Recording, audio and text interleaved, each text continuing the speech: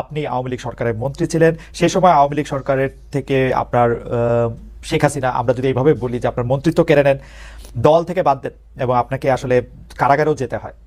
উপর থেকে আমরা যেটি জেনেছি যে আপনি হজ, তাবলিগ জামাত তা নিয়ে কথা বলেছিলেন, কিন্তু ভেতর থেকে আমরা যা শুনেছি সেটি হচ্ছে যে আপনার প্রধানমন্ত্রীর পুত্র জনাব সজীব ওয়াজেদ জয়কে নিয়ে প্রশ্ন করা, সে সময়কার প্রধানমন্ত্রীর পুত্র সজীব ওয়াজেদ জয়কে নিয়ে প্রশ্ন করায় আপনার আমি এটাকে পরিণতি বলবো না, আপনাকে এই ঘটনার মধ্যে দিয়ে যেতে হয়েছিল।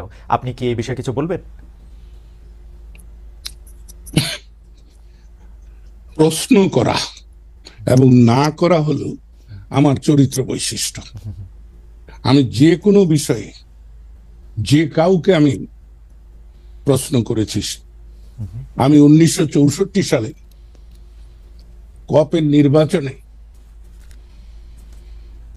জনাব শেখ মুজিবুর রহমানকে প্রশ্ন করেছি এবং এমন কথাও বলেছি যে আপনি জাতীয়ভাবে যেমন গুরুত্বপূর্ণ, আমি আমার যত বয়স এবং অবস্থানগত কারণে আমি আমার জায়গায় তেমনি আন্তরিক, সৎ এবং নিষ্ঠাবান। তাই আপনি যে প্রস্তাব গ্রহণ করেছেন মনোনয়নের ক্ষেত্রে, এ ব্যাপারে আমার আপত্তি আছে। তাই আমি আপনাকে যেটা বলবো, আমি জয় সম্পর্কে কোনো কথাই বলিনি এবং জয় আমাকে কোনোদিন কোনো কথা বলেনি।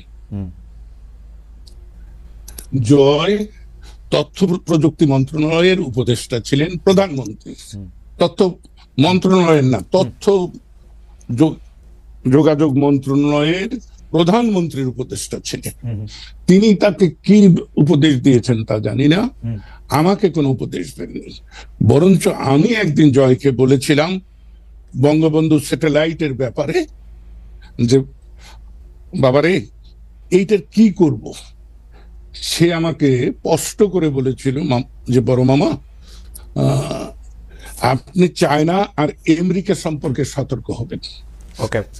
চায়নাদের যে জিনিসটা দেবে সেটা নিশ্চয়তা নেই, আর আমেরিকা 10 টাকার জিনিস 10,000 টাকা দাম ধরে বসবে। আপনি রাশিয়া, ফ্রান্সের এই দুই জায়গাটা বিবেচনা করতে পারেন।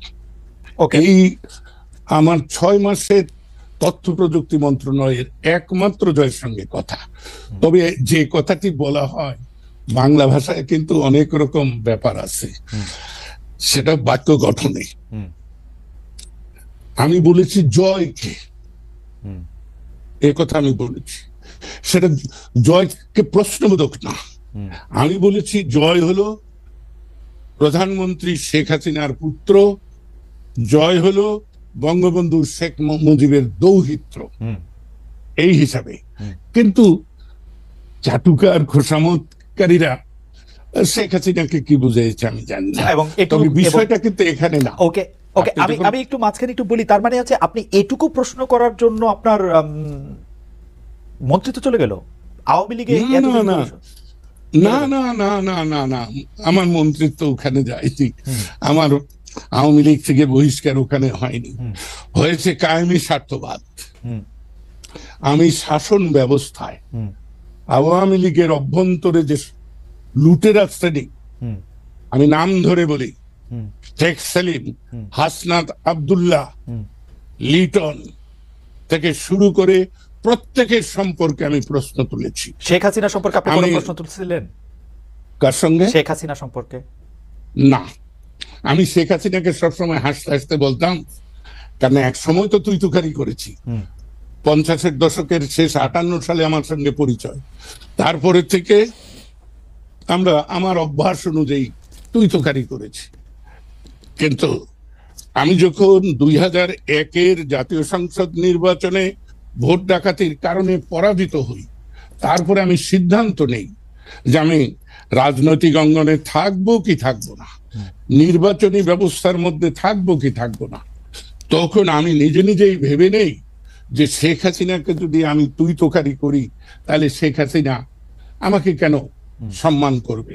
তাই আমি তখন থেকে তাকে আপনি বলা শুরু। ওকে, আমরা সরি আপনাকে ইন্টারাপ্ট করার জন্য, আপনি ওই জায়গায় বলতেছিলেন যে কেন আপনার মন্তব্য চলে গেল শেখ সেলিম, হাসনাত আব্দুল্লাহ, আচ্ছা, আমি নুরুল ইসলাম সেইটা লিটন। বলতেছি। জি, সেইটা নিয়ে হ্যাঁ হ্যাঁ, সব জি ওই, যদিও তারা শেখ পরিবার দাবি করে, আসলে তো পরিবার বলতে কি, বা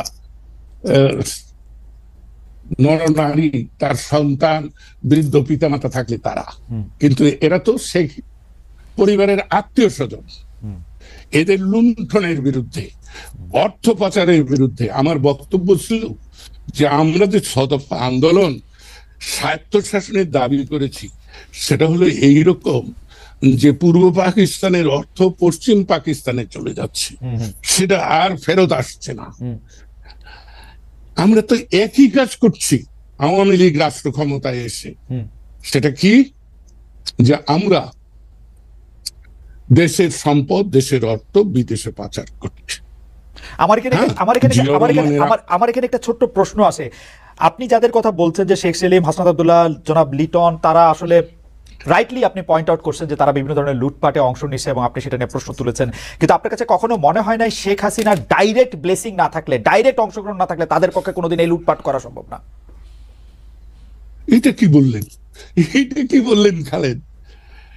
আপনার যদি ইচ্ছা না থাকতো তাহলে আমি কি আপনার সঙ্গে এই মুখোমুখি সাক্ষাৎকার দিতে পারি? না না, এবং আপনার ইচ্ছা না থাকলেও, আপনার ইচ্ছা না থাকলেও সেটা শেখ হাসিনার যদি ব্লেসিং নয়, শুধু ব্লেসিং তো ছিলই, তার একান্ত সম্মতি ছিল। রাইট। এবং এই ব্যাপারে আমি ছেলেটিকে পছন্দ করি আর না করি, সোহেল তাজ, সে কিন্তু এক সাক্ষাৎকারে বলেছে যে আপা আমাকে বলেছিল যত পারো অর্থ জোগাড় করো। আমি কিন্তু শেখ হাসিনা সম্পর্কে আমার খুব উচ্চ ধারণা ছিল। আমি মানুষের খোঁজ খবর নেই না, আর আমি কারোর বিরুদ্ধে যতক্ষণ পর্যন্ত সুনির্দিষ্টভাবে আমি আমার এই প্রত্যয় না জন্মে যে এই ঘটনাটি সত্য, ততক্ষণ পর্যন্ত আমি কারো সম্পর্কেই মন্তব্য করি না। আমি কারো বিরুদ্ধে বলি না, সব সময় বলি যে আমি অমুকের সম্পর্কে, অমুকের বিষয়ে মতামত দিচ্ছি।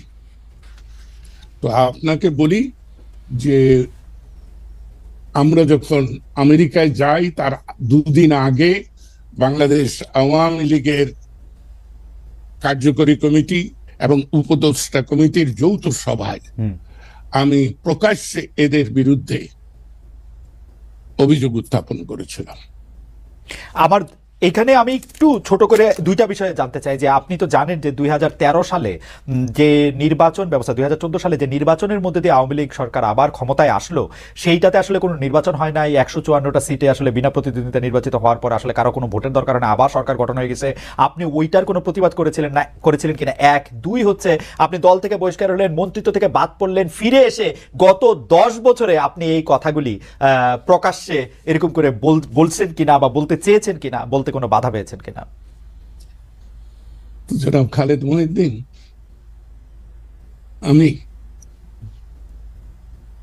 আপনি 2012 সালের বাজেট অধিবেশনে আমি স্পষ্ট করে বলেছিলাম যে এটাই আমার সর্বশেষ জাতীয় সংসদে উপস্থাপিত বক্তব্য, কারণ আমি ভবিষ্যতে জাতীয় নির্বাচনে অংশগ্রহণ করব না। তারপরে শেখ হাসিনা ব্যক্তিগতভাবে আমাকে অনুরোধ করেছেন যে লতিফ ভাই আমাকে ছেড়ে যাবেন না, আপনাকে আমার প্রয়োজন। আমি শেখ হাসিনাকে যতটা সম্মান করি বা স্নেহ করি, সমর্থন করি, তার চাইতেও আমি বহুবার বলেছি আমার ব্যক্তিগত দুর্বলতা শেখ ফজিলতুন্নেসা প্রতি। আমি ছাত্রলীগ, আওয়ামী লীগ, শেখ মনি, আব্দুর রাজ্জাক, এদের কারণে করতে পারতাম না যদি আমি শেখ ফজিলতুন্নেসার আশ্রয় না পেতাম। তাই ওই মহিলার প্রতি আমি আমৃত্যু কৃতজ্ঞ। সে কারণেও তার কন্যাকে আমি অনেক সময় বিষ হজম করে মেনে নিয়েছি। এবং আমি কিন্তু বলতাম যে দেখুন মাননীয় প্রধানমন্ত্রী, আমি খুব দ্বন্দ্বে থাকি, কখন আমি আপনার মান নষ্ট করি, কখন আমি আপনার মনে আঘাত করি। কারণ আমি সত্য মিথ্যা বুঝি না, আমি যা বুঝি তা আমি না, প্রকাশ কিন্তু জনাব করতে লতিফ চাই। সিদ্দিকী, আপনি যখন মন্ত্রী হলেন তখন সংসদে আপনার যে ভাষণ, সেখানে তো আমরা শেখ হাসিনার প্রতি আপনার একটা পুরো অবশ্যই পুরো লয়ালিটি আমরা এটা দেখতে পাচ্ছি। অবশ্যই আমার যে নেতাটাকে মানি। অনলি বিকজ যে তার মাকে আপনি এত যৌক্তিক কথা এত আগে থেকে এটা বলে থাকেন, কিন্তু তার মাকে যেহেতু আপনি মানে ভালোবাসেন বা শ্রদ্ধা করেন, তার জন্য তার কন্যার এই দুর্নীতি, এই অপশাসন আপনি মেনে নিয়েছিলেন। হ্যাঁ, আমি একার অকপটে স্বীকার করব, সেজন্য আমি অনুতপ্ত, আমার এত লজ্জা নেই। কিন্তু আপনাকে আমি বলি, আমি যেদিন জাতীয় সংসদ থেকে পদত্যাগ করি, আপনি অনুগ্রহ করে আমার সেদিনের বক্তৃতাটা যদি শোনেন, তাহলে দেখবেন যে আমি কি কি বলেছি।